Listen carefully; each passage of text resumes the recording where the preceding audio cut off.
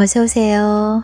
소설 낭독해 드리는 소리로 듣는 책방에 오신 여러분을 환영합니다. 이번 시간에 소개할 소설은 강천식 작가님의 단편 소설입니다. 제목은 얽힌 꿈은. 네, 강천식 작가님의 다른 작품으로는요, 2017년 단편 소설 숲이 되다, 소설집 만다리가 있습니다. 오늘 들려드릴 이야기는요, 요양보호사 김 선생님의 이야기입니다. 낭독 바로 시작할게요.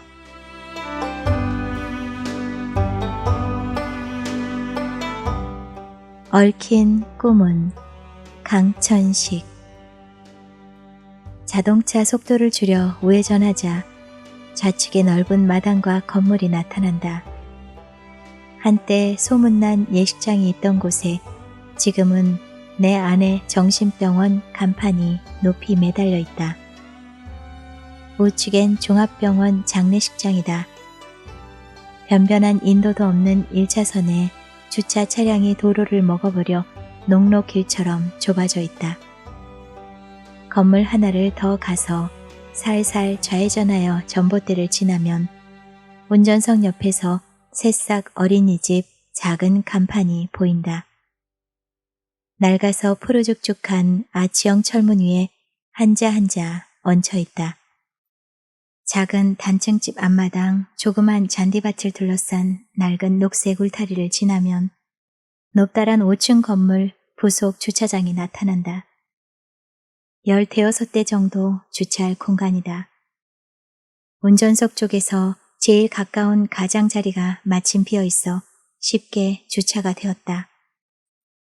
교대 시간 6시가 되려면 10여 분이 남았지만 겨울에다 구름까지 끼어 꼭대기 요람 요양원 간판은 벌써 어둠 속에 묻혀 흐릿하게 보인다. 가로등 하나에 불이 들어오고 건물 창에서 불빛이 새어나오지만 넓은 주차장을 환히 밝히기에는 역부족이다. 1층 식당의 넓은 통판 창에서 나오는 불빛이 그나마 건물 아래를 비춰주어 건물 벽을 돌아 앞쪽 현관으로 부담 없이 걸어갔다. 현관 앞 맞은편 5층 건물도 요양원이다. 그 건물 모퉁이를 돌아서 노란색 조그만 승합차가 살그머니 다가와 어린이집 앞에 멈추었을 뿐 조용하다. 현관문을 밀고 로비로 들어섰다. 옆 테이블에 손소독제를 힐끗 보고 엘리베이터를 탔다. 4층에서 내렸다. 유리문 앞 작은 탁자에도 손소독제가 놓여있다. 병꼭지를 눌러 젤을 손바닥에 받아 손톱 밑까지 구석구석 알뜰하게 문질렀다. 손을 들어 알코올 냄새를 맡아보고 옆 신발장에서 실내용 슬리퍼로 갈아 신었다. 지문 인식기에 검지손가락을 댔다. 찰칵 소리와 동시에 문을 밀고 들어갔다. 사무실과 홀로 연결된 복도를 천천히 걸어갔다. 4층 요양보호사 조장 이종순 선생님이 반갑게 맞았다. 김 선생님, 연휴에 잘 쉬셨어요? 한 대세 못 뵌 것 같아요. 더 건강해지신 것 같고요. 그날 이종순 조장에게는 아주 떠난다고 말했던 것이 떠올라 눈길을 슬쩍 피하며 머리를 극적였다. 죄송합니다. 혼자만 쉬어서. 죄송하긴요. 그것보단 앞으로가 문제예요. 신종 코로나 바이러스가 지금 우리나라까지 들어왔어요. 심상치가 않아요. 뉴스에서 보니까 중국에선 사람들이 막 죽어나가고 우한시를 봉쇄해버렸다잖아요. 조장 말에 맞장구 치면서도 무척 어르신들이 궁금하고 보고 싶었다. 최성수 어르신은 잘 계시나? 요즘은 소리 안 질러요? 급하시긴. 아직 교대 시간이 남았으니까 옷부터 갈아입으세요. 그렇구만. 옷을 먼저 갈아입어야지. 또 머리를 극적거리며 등을 돌려 입구 쪽 탈의실로 갔다. 녹색 유니폼이 옷걸이에 단정히 걸려있다. 가져가지 않길 잘했어. 마음 한구석에는 돌아올 줄 알고 있었나. 옷을 향해 쑥스러운 미소를 지어 보이고 얼른 옷을 갈아입고 평소처럼 딱딱한 1인용 가죽 침대에 걸터 앉았다. 야간 교대 후 지친 몸을 받아주며 짧은 시간이 남아 눈을 붙이게 하던 곳이다. 단추 하나를 마저 채우고 수납장을 바라보았다. 4칸짜리 4단 수납장 3단 두 번째 김병규라고 쓰인 칸 문을 열었다. 세면 도구들이 그대로 있다. 치약을 조금 묻힌 칫솔을 들고 화장실로 향했다. 양치질을 하며 거울을 바라보았다. 젊지도 아주 늙지도 않은 환갑의 사내가 서 있다. 돌아온 사내에게 멋쩍은 웃음을 보냈다.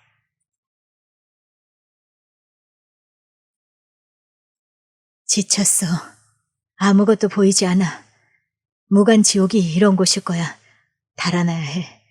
오늘로 요양원 세계와는 이별이야. 서둘러 사직서를 쓰기 시작했다. 손에 힘이 들어가 자꾸만 떨려 3번 만에 성공했다. 바로 아래층 원장실로 들어갔다. 원장님, 저 여기. 사직서를 내밀었다. 김 선생님, 이게 뭐예요? 그녀는 노트북에서 눈을 떼고 하얀 A4 용지를 들여다보았다. 사직서. 안 돼요, 김 선생님. 나도 여자고 여기 거의 다 여자잖아요. 남자는 한 조에 1명씩만 있잖아요. 김 선생님 같은 베테랑 남자 선생님을 어디 가서 찾겠어요. 그리고 내가 김 선생님 무척 믿는 거 아시잖아요. 이거 없던 일로 해요. 피곤하고 힘든 거 알아요. 며칠간 푹 쉬시고 출근하는 걸로 하세요. 아셨죠? 이 사직서는 없는 걸로 하겠습니다. 원장님, 제 능력은 한계가 온 것 같아요. 무기력해져서 아무것도 할 수 없을 것 같아요. 더 늦기 전에 이곳을 떠나서 생활하고 싶어요. 건강도 안 좋아진 것 같고요. 이제 그만 떠나겠습니다. 그동안 고마웠습니다. 안녕히 계세요. 김 선생님, 사직은 절대 안 됩니다. 밀린 월차 휴가도 있으니까 푹 쉬시고 출근하세요. 아셨죠? 사직서는 제가 찢어버릴 겁니다. 그날 집에 도착하자마자 늘상 하던 샤워도 그만두고 침대에 몸을 던졌다. 야근에다 사직서까지 제출하느라 몸과 마음이 지쳐 있었다. 이내 잠들어 버렸다. 얼마나 시간이 흘렀을까 핸드폰에서 흘러나오는 음악 소리에 잠이 깼다. 수신을 터치하고 스피커까지 열어서 흘러나오는 목소리를 들었다. 원장이다. 전원을 꺼버렸다. 핸드폰을 베갯머리에 던져놓고 일어나 팬티를 벗어들었다. 세탁기가 있는 베란다 쪽으로 걸어가면서 맞은편 아파트를 바라보았다. 누가 유심히 이쪽을 바라보지는 않을 거야 하면서도 얼른 세탁기에 팬티를 집어던지고 커튼을 끌어당겼다. 화장실로 들어가 샤워기를 틀었다. 따뜻한 물이 머리서부터 온몸을 흠뻑 적셔 쓸고 내려가면서 우울했던 뇌 속도 깨끗이 비워주어서 산뜻하다. 새 팬티로 갈아입고 평소 2배쯤의 쌀을 씻어서 전기밥솥에 앉혔다. 냉장고에서 작은 플라스틱 용기에 담겨있는 김치며 연근, 장조림 등 밑반찬들을 꺼내 식탁에 올려놓았다. 아픈 몸으로도 밑반찬을 챙겨놓던 아내의 모습이 흑백 영화처럼 나타났다 사라졌다. 함께 살던 이곳은 구석구석 아내가 살아있다. 갈치 액젓을 병째에 꺼내왔다. 마지막으로 막걸리병까지 챙겨 식탁에 올려놓고는 전기밥솥을 바라보았다. 아직은 좀 빠르다. 조금 있으면 밥이 되겠지. 손은 막걸리병을 향했고 하얀 사기 밥그릇에 가득 따랐다. 혼술이 습관이라 그저 맛있다.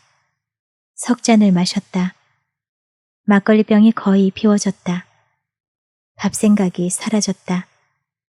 식탁 위는 그대로 둔 채 리모컨을 찾아 텔레비전을 켰다. 신종 코로나 바이러스로 시끄러웠다. 침대에 몸을 던졌다. 아나운서의 고함 소리도 머릿속에서 가물가물 사라져가고 취기까지 겹쳐 스르르 몸이 가라앉았다.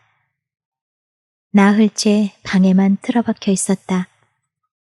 아파트 구내 마트에서 딱 한 번, 그것도 잠깐 장을 본 것 외엔 나흘째 방에만 들어앉아 있었다. 먹고 마시고 침대에 누워 종일 텔레비전 채널만 돌렸다. 코로나에 관한 뉴스만 무진장 쏟아져 나왔다. 어제는 2차 전세 비행기가 우한 교민을 실어왔다. 오늘은 15번째 확진자가 발생했다는 것이고 내일 자정을 기해 최근 2주일간 후베이성을 여행한 외국인들의 입국을 금지한다는 것이다. 주의 단계지만 심각 단계 수준으로 관리하겠다는 국무총리 발표도 있었다. 코로나 바이러스는 세계로 퍼져나가고 있고 여러 나라들이 중국으로부터 입국을 금지한다고 발표하고 있다.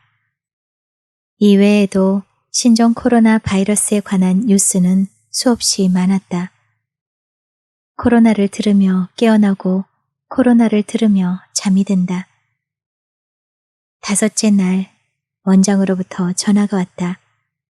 잘 쉬었냐는 안부 뒤에 뉴스를 들어 알겠지만 모든 것이 매우 심각하니 요양원 모든 직원은 일반 사람을 만나지 말고 자가격리 수준으로 생활하라는 것과 이제 좀 출근해줬으면 하는 부탁과 긴급 상황 발생 시 남자 직원이 꼭 필요하다는 말도 덧붙였다. 사표 썼던 건 머릿속에서 까맣게 지워졌다. 당장 어르신들의 건강이 걱정되었다. 내일 나이트가 우리 쪽 근무니까 바로 출근하겠다고 즉시 답을 주었다. 그렇지 않아도 혼밥 혼술이 살짝 지겹기도 했다. 통화가 끝나자 사표 썼던 일이 머쓱하고 우스꽝스러웠다. 혼자 살면서 제사나 차례 지내기를 포기해버리니까 설이나 추석에는 오히려 할 일이 없다. 요양원에서 좀 바빠도 별 문제될 게 없었다. 그런데 여자 요양사 선생님들은 집에서 설을 세느라 힘든 분은 꽤 힘들었던 모양이다. 우리 조 1년차 정미란 선생님이 수척한 모습으로 출근하였다. 언제나 밝게 인사하던 그녀가 그날은 못 본 척 지나치려 해서 살짝 웃으며 안녕하세요. 먼저 인사를 했다. 그녀는 그대로 지나쳐갔다. 서운했다. 정 선생님, 얘기 좀 합시다. 의외라는 듯 눈썹을 치켜올리며 돌아보았다. 내가 정 선생께 잘못한 게 있나요? 인사를 하는데도 못 본 척 하니까 서운합니다. 그녀는 깜짝 놀란 듯 눈을 동그랗게 떴다. 제가 설 연휴 동안 집안일과 직장일 양쪽에서 스트레스를 너무 받아 정신이 잠깐 나갔었나 봐요. 미안해요. 선배로서 한마디 하겠는데 집안일은 집안일이고 직장은 직장 아닌가요? 예의를 지킵시다. 웃으며 말을 했지만 쌩 돌아서는 그녀의 입이 삐죽 올라가는 것처럼 보였다. 괜한 소리를 했나 후회가 되었지만 한번 나간 말이 되돌아올 수는 없었다. 야간 일지 정리 시간에 느닷없이 조장이 말을 걸어왔다. 김 선생님이 정밀한 선생님을 혼내셨나요? 불만이 있으면 조장이 나에게 우선 말씀을 하세요. 왜 개인들끼리 그럽니까? 우리 좋은 분위기를 흐트러뜨리는 거 아닙니까? 말씀을 좀 조심해 주셨으면 합니다. 고자질을 한 것이다. 혼내려고 한 것이 아니라고 설명을 했지만 이종순 조장은 들으려 하지 않았다. 억울하다. 그녀들이 모이면 내 험담만 하는 것 같았다. 분노가 치밀어 머리 꼭대기까지 올라가서 얼굴이 화끈거리고 일이 손에 잡히지 않았다. 여기가 싫어졌다. 10여 년 전 처음 요양원에 발을 들여놓았을 때 매운 냄새가 코를 찔렀다. 일을 하면서 차츰 적응이 되고 사라졌었지만 지금 그 매운 냄새가 파고들었다. 이곳을 떠나야겠다 결심을 하고 이튿날 아침 사직서를 쓰고 퇴근을 했었다. 요양원이라는 갇힌 공간에서의 생활은 작은 오해가 생기면 잘 풀어지지 않는다. 곧 사라져버릴 일들이 여기에서는 쉽게 사라지지 않고 머릿속을 맴돌다가 증폭되어 끝내는 이곳에서 달아나고 싶은 심정으로 치달았던 모양이다. 카트를 끌고 각 방에 음용수병을 수거해서 목욕실로 끌고 들어갔다. 입구에 있는 개수대에서 깨끗이 닦은 후 옆 정수기에서 물을 받아 빨대를 꽂았다.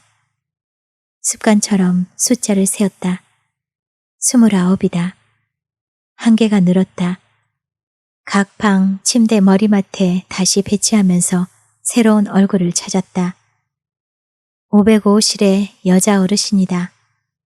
강상욱, 3등급, 자립, 치매, 당뇨, 고혈압이라고 쓰인 카드가 침대 난간에 매달려 있었다. 휠체어를 타고 홀까지 나와 식사는 하겠지만 기저귀 케어는 받아야 할 것 같았다. 김 선생님, 상선 어르신께 가보세요. 또 쌌는가 봐요. 빨리요. 조장이 손짓을 했다. 기저귀 갈아준 지 얼마 안 됐는데 또 저러네요. 입구 쪽 502호로 서둘러 걸어갔다. 가까이 다가갈수록 으아 고함치는 소리가 들린다. 침대로 다가가자 상선 어른이 고함은 간신히 참고 있지만 눈을 하얗게 까디집고 벌어진 입으로 숨을 거칠게 쉬었다. 약간 높은 침대 상부를 내리기 위해 조정기 스위치를 눌렀다. 비닐 장갑을 끼고 어깨 밑으로 두 손을 넣어 아래로 처진 그의 몸을 위로 올렸다. 베개를 제대로 받쳐주고 몸을 옆으로 돌렸다.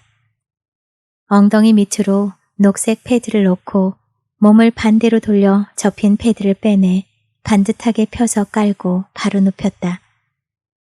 자고 있는 기저귀를 풀었다. 대변의 양이 한 숟갈 정도로 작았다.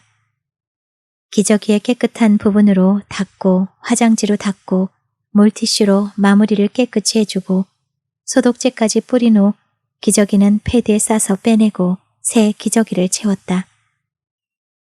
보온 바지를 올려주고 침대 상부를 조금 높여주었다. 치매 중증이지만 인지 능력이 조금 남아있어 간단한 소통은 가능하다. 난 상선 어르신이 무척 보고 싶었는데 어르신은 나 안 보고 싶었어요? 보고 싶었어. 가쁜 숨을 내쉬며 간신히 대답하는 모습이 안쓰러웠다. 이마를 쓰다듬어주고 조장에게 갔다. 홀에서 경관식 마무리 정리를 하고 있었다. 다 하셨어요? 네, 근데 양이 한 숟갈 정도로 작아요. 그럴 거예요.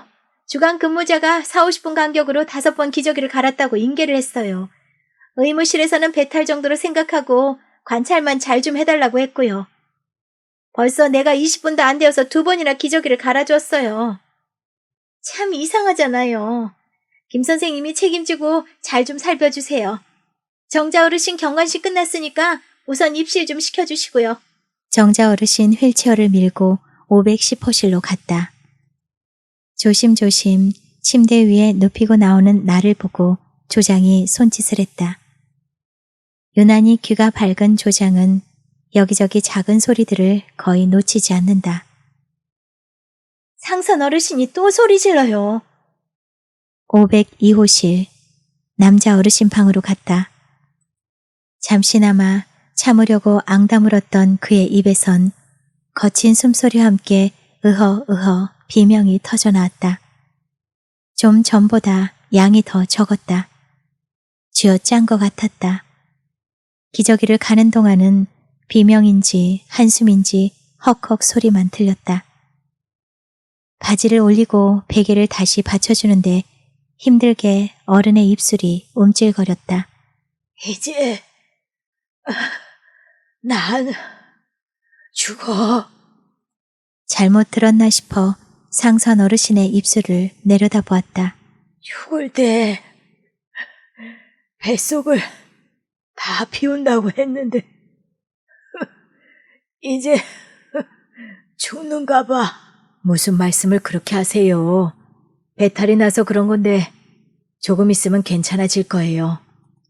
몇 마디 하느라고 힘이 다 빠졌는지 비명 대신 후이 거친 숨만 내뿜었다. 나오면서 안타까워 돌아서서는 고통으로 일그러진 얼굴을 바라보다 눈길이 도뇨간에 닿았고 오줌 주머니로 이어졌다. 오줌이 차서 통통해져 있어야 할 오줌 주머니가 착 달라붙어 있었다. 이럴 수가. 잽싸게 다가가 자세히 살펴보았다. 클램프가 채워져 도뇨간이 막혀 있었다. 클램프를 풀었다. 오줌이 도뇨간을 팽팽하게 채우며 주머니로 흘러들어갔다.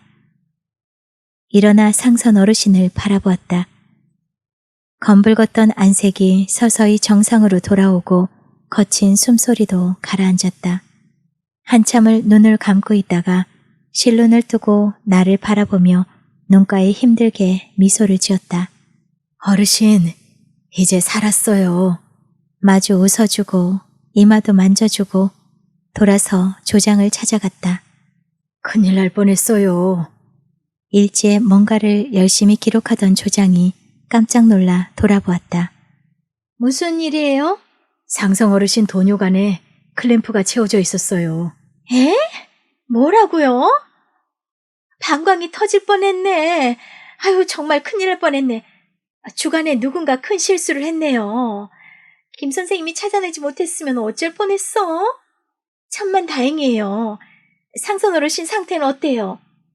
오줌이 나오니까 금세 좋아졌어요. 편안한 표정으로 눈을 감고 있는 상태예요. 곧 잠이 들 것 같아요. 아, 참. 곧 주양래 어르신 피부 드레싱하러 간호실에서 나올 거예요. 김 선생님이 좀 도와주세요. 아시죠? 주양래 어르신은 비위관, 도뇨관 다 있으니까 조심하시고요. 504호실 여자 어르신 방으로 갔다. 4개의 침상이 모서리에 배치되어 있다. 여기는 4분 모두 누워서 생활해야만 하는 와상 상태 어르신들이다. 입구 쪽 좌측 모서리에 주양래 어르신이 있다. 비위관, 도뇨관 줄이 늘어져 있고 양쪽 손목과 발목을 수건으로 감싸고 광목을 꿰매 만든 두툼한 끈으로 엮어 사지를 침대 난간에 묶어놓아 기괴한 지옥도를 설치 미술로 옮겨놓은 것 같았다. 스티브 존슨 증후군이 깊어질 대로 깊어진 이 어르신은 몸 전체가 피부병이다. 긁으면 살갗이 피로 범벅이 되고 비위관 도뇨관을 건드려서 위험한 상태가 되니 묶어두지 않을 수가 없다. 가려워서 온 몸을 비틀고 비비기 때문에 움직임의 폭을 줄이려 침대 양끝을 살짝 올려 몸을 좁혀놓았다. 묶여있는 손과 발 옆으로 베개가 한 개씩 받쳐져 있다. 신음소리가 가까이 다가가니까 선명하게 들렸다.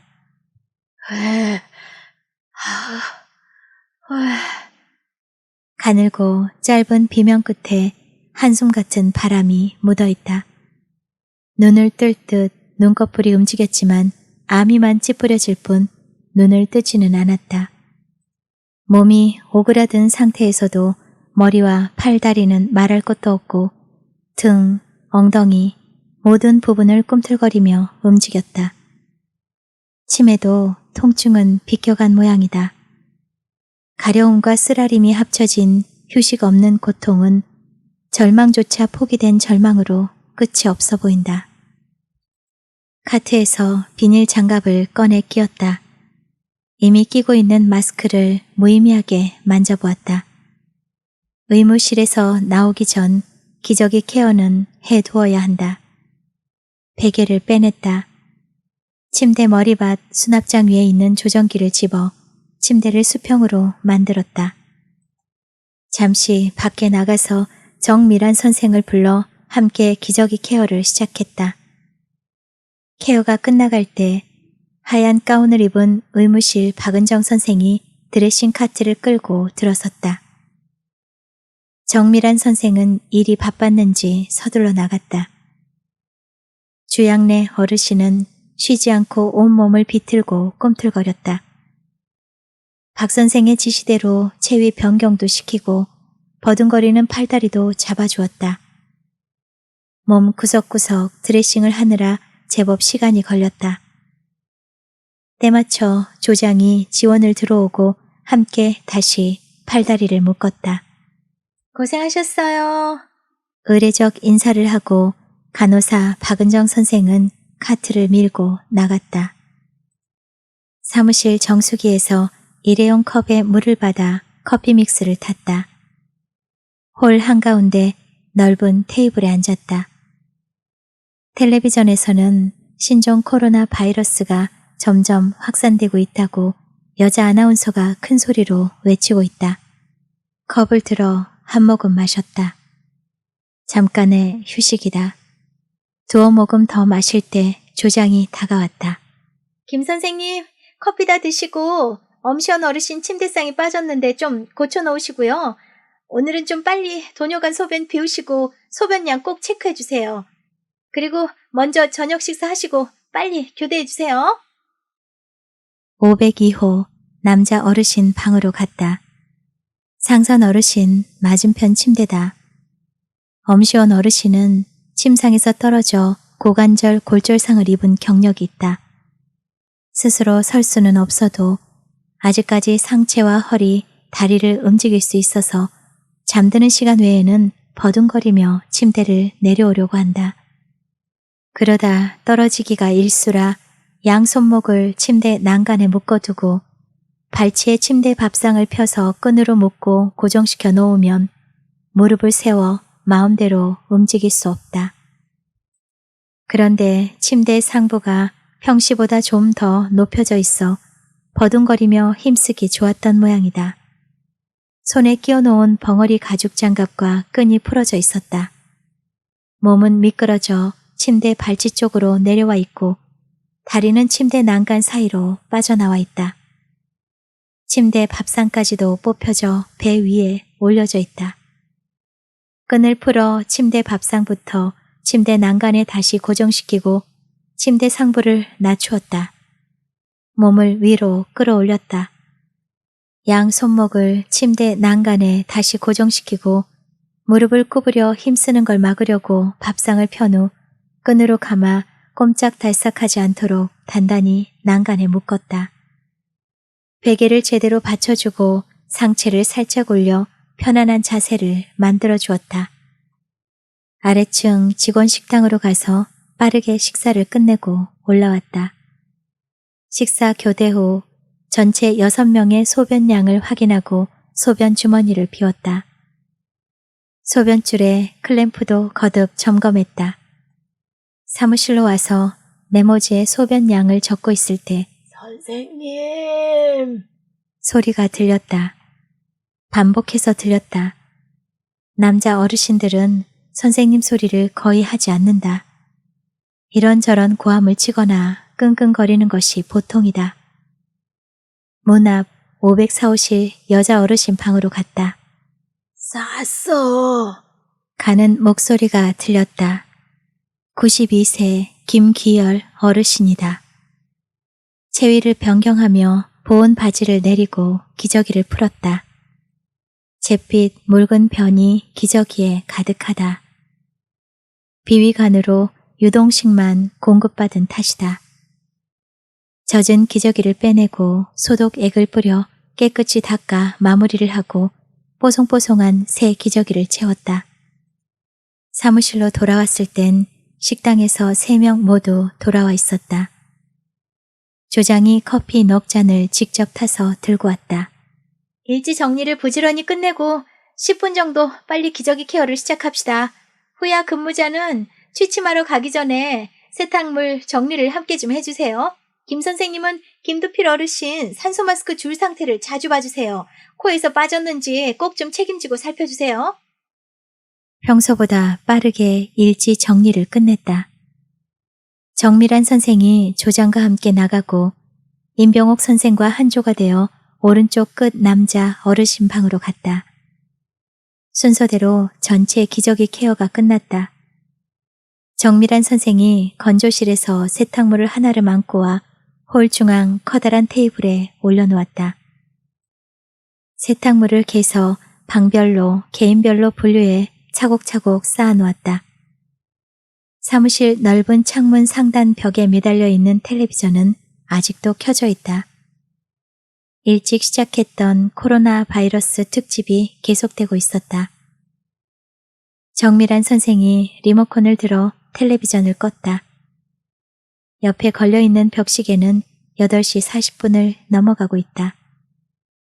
가득 찬 쓰레기 봉투를 반출할 시간이다. 이 일은 주로 남자 선생들의 몫이다. 사무실로 들어갔다. 김종순 조장은 혼자서 열심히 조장 몫의 일지 정리를 하고 있다. 문 옆 열쇠고리에서 비상문 키를 찾아 들고 비상계단 쪽으로 향했다. 일반인 출입을 통제한 문 앞에는 종일 모아놓은 쓰레기들이 커다란 봉투 2개에 가득 담겨 있다. 봉투 입구를 청테이프로 여러 겹 붙여서 막고 카트에 실었다. 묵직하다. 방화문 안으로 끌고 들어와 우리층 현관 앞 엘리베이터에 싣고 아래로 내려갔다. 길 건너편 가로등 아래 정해진 장소에 쓰레기 봉투를 내려놓았다. 돌아와 세탁물 정리에 다시 합류했다.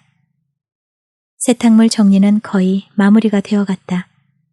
선생님, 선생님 부르는 소리가 들렸다. 509호 전용순 어르신이다. 임병옥 선생과 함께 어르신 기저귀를 다시 갈아주었다. 시계는 10시 반을 얼마 남겨두지 않았다. 후야 근무자 취침 시간이 거의 다 되었다. 임병옥 선생은 1시 반에 만나자는 말을 남기고 여자 선생님들 침실 쪽으로 갔다. 소변을 보고 자려고 화장실 먼저 들렀다. 워커를 옆에 세워두고 이용표 어르신이 세면대를 붙들고 몸을 흔들고 있었다. 꽤나 오래 이러고 있었던 듯하다. 자립으로 화장실을 갈 수 있는 5명 중 한 분이다. 워커를 잡게 하고 어깨 밑으로 손을 넣어 부축해서 어르신 침실까지 동행해 주었다. 수납장 앞에 1인용 작고 딱딱한 침대에 누웠지만 바로 잠이 오지는 않았다. 자야지, 자야 일을 하지. 얇은 이불을 머리까지 덮었다. 일어나, 일어나. 핸드폰 알람 소리에 잠을 깼다. 근무복을 대충 입고 우선 화장실로 갔다. 소변도 보고 얼굴도 씻었다. 정신이 맑아지도록 10손가락으로 두피를 꾹꾹 눌렀다. 사무실로 갔다. 임 선생은 벌써 와 있었다. 특별히 인수인계할 건 없고 거듭 말씀드리지만 김두필 어르신 산소줄 좀 잘 봐주세요. 수고들 하세요. 우린 들어갑니다. 조장과 정 선생이 침실로 가자 각자 커피를 타서 마시고 조용히 각 방을 살펴보러 나왔다. 느리고 가는 신음소리가 들렸다. 숨소리 따라 끊어질 듯 이어진다. 504호 여자 어르신 방이다. 시력, 말소리 다 잃어버린 이은선 어르신이다. 작은 수면 등만 켜져 있는 방이라 어둡지만 익숙하게 이은신 어르신 침대 모서리까지 갔다. 숨소리는 고르다. 돌아서 나오려는데 인기척을 느낀 맞은편 침대 엄양순 어르신이 들릴 듯 말 듯 가느다란 목소리로 선생님, 선생님 부르는 소리가 들렸다. 말은 거의 다 잃어버렸지만 선생님 소리는 한다. 비위관에 산소 마스크까지 끼고 있어 간신히 부르는 거다. 기저귀 갈아달라는 신호이다. 전등 스위치를 올리고 카트를 끌고 엄양순 어르신 침대로 갔다. 작고 뼈만 남은 갸냘픈 몸이라 조심조심 체위를 변경하며 기저귀 케어를 마쳤다. 모두 살아있음을 확인하고 전등 스위치를 끄고 나왔다. 503호로 갔다. 전등 스위치를 올렸다. 가래 끓는 소리가 들린다. 김두필 어르신이다. 다가가 산소 줄부터 확인했다. 이상 없다. 가쁘게 몰아쉬는 거친 숨소리에 생명이 끝나가던 아내의 모습이 겹쳤다. 잠시 후 고요해지며 아내는 떠났었다. 502호로 갔다. 부스럭거리는 소리가 들려 불을 켰다. 임시원 어르신이 침대 난간에 묶여있는 손목에서 가죽 장갑을 벗으려고 몸을 비틀었다. 발치에 있는 침대 밥상이 뽑혀져 있다. 원 상태로 다시 묶어놓고 입구 쪽 상순 어르신을 바라보았다. 눈을 떴다 감았다 하는 걸 보니 깨어있는 것이 분명했다. 도뇨관 아래 오줌 주머니로 눈길이 갔다. 꽉 차 있었다. 전야 근무자가 비웠어야 하는데 그대로 있다. 벽 쪽에 세워둔 카트에서 소변통을 가져와 소변량을 확인하고 클램프를 채우고 주머니를 비웠다. 다시 클램프를 열어놓고 재차 확인했다. 화장실로 가 소변통을 비우고 다른 방에서 나머지 2통의 오줌 주머니도 비웠다. 512호 마지막 방까지 둘러보고 사무실로 돌아왔다. 소변 양을 메모지에 적어놓고 커피를 탔다. 임 선생이 앉아있는 자리를 지나 맞은편 끝에 앉았다. 커피를 맛있게 한 모금 마시고 의자 뒤로 몸을 젖혔다. 피곤함이 밀려온다. 넓은 초원이를 하염없이 날았다. 어느덧 날개짓이 조금씩 힘들어져 쉴 곳을 찾았다. 이때 가느다란 소리가 들렸다. 나비님, 하얀 나비님, 어서 오세요. 조금만 더 힘을 내세요. 소리를 따라 날개를 펄럭였다. 신기하게도 몸이 가벼워지고 날갯짓이 조금도 힘들지 않았다. 점점 소리가 크게 들렸다. 공장 같기도 하고 창고 같기도 한 사각형의 커다란 건물이 나타났다. 지붕은 없고 소리는 그 안에서 들려왔다. 부지런히 날아서 건물 안으로 들어갔다. 한가운데 커다란 수족관이 놓여있고 끝이 보이지 않았다. 밖은 위험해요. 여기로 들어와요. 수족관에서 소리가 흘러나왔다. 두꺼운 수족관 칸막이 위에 사뿐히 내려앉았다. 이제 들어와요. 소리나는 쪽을 바라보았다. 어서 들어와요. 영롱한 빛으로 둘러싸인 황금색 붕어가 입을 뻐끔거렸다. 깜짝 놀라 눈을 떴다. 임 선생은 일지에 무언가를 열심히 적고 있다. 커피를 한 모금 마셨다. 아직 온기가 남아있다. 동대문 시장 내에서도 목 좋고 장사 잘 되는 상가를 팔았다. 아내는 눈물을 훔쳤지만 조금이라도 오래 살게 하려면 서울을 떠나 공기 좋은 지방도시로 가야 한다. 한쪽 가슴을 도려내는 수술을 받았지만 암이 전신으로 퍼져 더 이상 어찌할 수 없다는, 생명이 얼마 남지 않았다는 의사의 말을 듣고 자식이 없는 우리는 쉽게 모든 걸 정리하고 서울을 떠날 수 있었다. 치악산과 백운산으로 둘러싸인 작은 도시에 정착했다. 이런저런 많은 노력 덕에 아내는 제법 건강한 모습으로 5년 정도를 더 살았고 결국 생의 마감을 받아들이게 되었다. 이별을 얼마 남겨두지 않았을 때쯤 아내는 아침이면 내가 나비가 되었어. 산모퉁이를 돌아가니 끝없이 넓은 초원이 펼쳐졌어. 활활 날고 또 날았어. 다음날 아침에도 나비꿈 이야기였다. 호수 위를 한없이 날다가 작은 섬에 닿았어. 예쁜 꽃들이 섬에 가득했어. 아내는 매일 밤 나비가 되었다.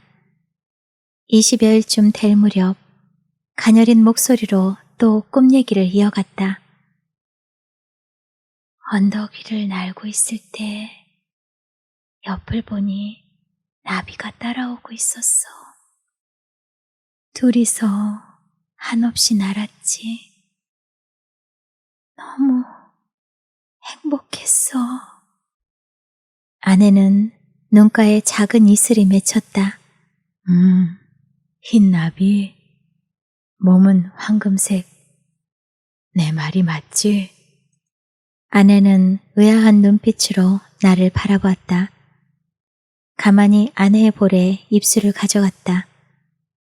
간밤에도 아내의 침상 옆 보호자석에서 잠들었고 그날 처음으로 아내와 함께 같은 꿈을 꾸었었다.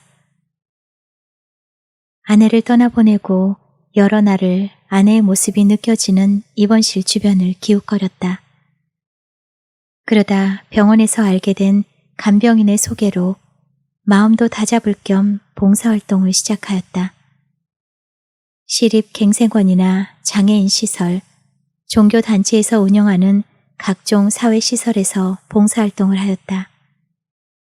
그 무렵 사설 요양원이 늘어나고 요양보호사가 턱없이 부족했다. 주변에 권고도 있고 제대로 케어를 해보고 싶은 욕심에 요양보호사 자격을 땄고 요양원 근무를 시작하게 되었다. 기억을 잃어버린 채 침대에서만 누워서 사는 어르신들과의 생활이 시작되었다. 그리고 숨이 멎을 것 같던 어르신들이 아침이면 다시 깨어나는 모습에서 살아나는 아내를 보았다.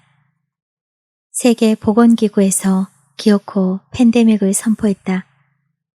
지구는 코로나 바이러스에 잠겼다. 코로나19 확진자를 알리는 핸드폰 알람은 더욱 늘어갔다. 며칠 뒤 우리 요양원은 코호트 수준으로 근무가 시작되었다. 1층 로비에는 교도소 같은 비대면 면회 장소가 만들어지고 면회가 가능한 어르신은 그곳에서 이루어지도록 했다. 모든 직원들이 외부인과의 접촉을 금했다. 3, 4일에 한 번 퇴근하고는 당일 돌아와야 하는 몹시 피곤한 날들이 계속되었다. 봄이 깊어 곧 여름이 코앞인데 코호트는 석 달째 계속되었고 요 근래 3주 가까이 집에 한 번도 가지 않고 요양원에 갇혀 살았다. 아래층에 내려가 밥차를 끌고 왔다. 어르신 점심 식사를 끝내고 밥차를 반환하려고 아래층 식당으로 내려갔다. 간 김에 식사도 마쳤다. 직원들도 교대로 식당으로 갔다. 우선 카트를 끌고 각 방을 돌아다니며 음용수 병을 걷었다. 음용수 교체를 끝내고 각 방에 가습기물도 보충했다. 일지 정리를 하려고 사무실로 들어가 의자에 앉았다. 식곤증이 밀려와 스스로 눈이 감겼다. 졸음도 쫓을 겸 화장실 세면대로 가 양치도 하고 세수도 하고 가벼운 스트레칭도 하고 나왔다. 다시 일지 정리를 시작해 끝나갈 때쯤 가요. 임병옥 선생이 먼저 일어났다. 함께 우리 조 기저귀 케어를 시작했다. 케어를 모두 끝내고 임 선생과 함께 사무실에서 커피를 맛있게 두어 모금 마실 때 찢어지는 여자 비명 소리가 요양원을 흔들었다. 이 신자 어르신이다. 112호실로 향했다. 그 사이 비명 소리가 연속 2번 울렸다. 옆으로 누워 몸을 잔뜩 구부린 채 눈을 감고 있었다. 신자 어르신, 무슨 일 있어요? 괜찮아요? 말을 걸고는 반쯤 흘러내린 이불을 덮어주려고 손을 댈 때 비명을 지르며 몸을 사르르 떨었다. 이불을 놓고 어깨를 살짝 흔들며 어르신, 괜찮아요? 대답이 없다. 다시 한번 흔들자 어르신은 떨던 몸도 멈추고 스스로 몸을 돌려 반드시 누웠다. 자신의 손으로 이불도 끌어올려 덮었다. 언제 그랬냐는 듯이 평온하다. 신자 어르신은 72세로 여기서 제일 젊고 스스로 화장실도 갈 수 있는 분이다. 아직도 치매의 깊은 바닷속으로 완전히 들어가지 않은 상태라 일주일에 한두 번 정도 발작을 일으킨다. 얼마 뒤에는 모든 것을 내려놓고 깊은 바다로 들어갈 것이다. 잠시 지켜보다 이제 끝났음을 확인하고 나오다가 바로 옆 세탁기가 있는 목욕실로 들어갔다. 이참에 세탁물을 꺼내 들고 맞은편 건조실로 가 건조대에 널었다. 네 번째를 마지막으로 세탁물을 들고 왔다. 세탁물을 널기 위해 흔들어 털 때 갑자기 다리가 휘청했다. 피로가 쌓였던 모양이다. 마저 널고 쉬어야겠다. 기운을 내자. 이제 한 개 남았다. 집으려고 허리를 구부리는 순간 가슴이 조여들고 두 다리가 풀려 주저앉았다가 견디지 못하고 누워버렸다. 들고 있던 세탁물 일부가 몸을 덮었다. 눈꺼풀이 내려앉았다. 어디론가 멀리 아득히 떠나가고 있었다. 조장은 김 선생이 한참 동안 보이지 않자 임 선생에게 김 선생을 찾아보라고 했다. 임 선생은 여기저기 두리번거리며 찾다가 혹시나 하고 세탁물 건조실로 들어갔다. 세탁물에 덮여 쓰러져 있는 김 선생을 발견하고 즉시 보고하였다. 앰뷸런스가 도착하고 하얀 방역복을 입은 사람들이 들이닥쳤다. 요양원 모든 사람의 코 속, 입 속에 면봉을 집어넣어 검체를 채취했다. 김 선생은 앞 카트에 넣어져 커다란 애벌레가 되어 실려갔다. 하얀 나비는 거침없이 벽을 넘어갔다. 수족관 끝에 사뿐 내려앉았다. 황금색 붕어가 다가와 어서 들어와요. 빙글빙글 돌며 환영의 춤을 추었다. 일렁이는 물결 위를 날다 날갯짓을 멈추었다. 붕어는 빠르게 다가와 나비의 날개를 순식간에 먹어치웠다. 붕어의 양옆에서는 날개가 나오기 시작했다. 점점 커지면서 공중으로 떠오르기 시작했다. 갑자기 하늘에선 강한 빛이 쏟아졌다. 뱀처럼 길어진 붕어의 몸이 빗살을 뚫고 솟구쳐 오르고 나선형으로 회오리를 일으키며 빨려 들어가더니 곧 검은 점이 되어 떨어지듯 사라졌다. 나비는 날개가 사라진 자리에 지느러미가 돋아났다. 바람이 불고 물결이 인다. 황금색 몸을 멋지게 흔들며 물을 갈라 나아갔다. 한없이 가고 싶다. 가도 끝이 없다. 수족관으로 나풀나풀 나비가 날아온다. 하나, 둘, 셋, 넷. 이어서 5, 6, 7, 8, 9, 10.